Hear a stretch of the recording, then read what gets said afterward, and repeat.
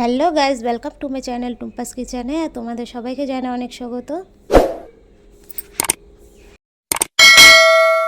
আজকে আমি বানাবো মটন কষা। তো দেখো, এখানে আমি 500 গ্রাম মটন নিয়ে নিয়েছি, ওতে দই মাখিয়ে আধ ঘন্টার জন্য ম্যারিনেট করে রেখে দিয়েছি।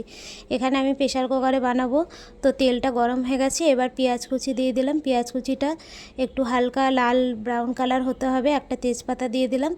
এবার হালকা ব্রাউন কালার হয়ে গেছে, এরপরে দিয়ে দেবো আলু কেটে রেখেছিলাম। আলুটাকে হালকা একটু ভেজে নেবো।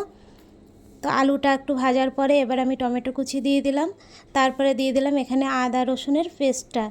তো এটা দিয়ে একটু ভালো করে কষিয়ে নিতে হবে।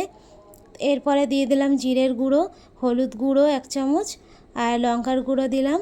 তো এখানে তোমরা যে যতটা ঝাল খাবে সেই বুঝে ঝালটা দেবে। আর দিয়ে দিলাম স্বাদ মতন নুন।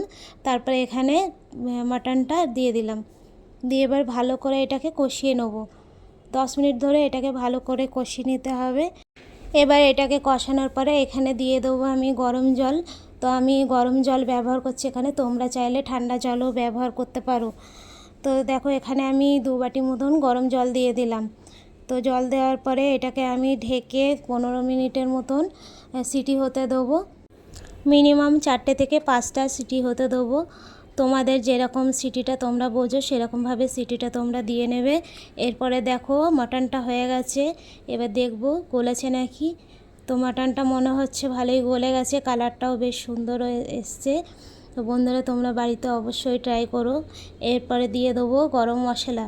তো এখানে 1/2 চামচ মতন আমি গরম মশলা দিয়ে দিলাম। এখানে আমি শাহি গরম মশলা ব্যবহার করেছি। তোমরা চাইলে যেই গরম মশলা পাবে তোমরা হাতের কাছে সেটাই তোমরা ব্যবহার করতে পারো।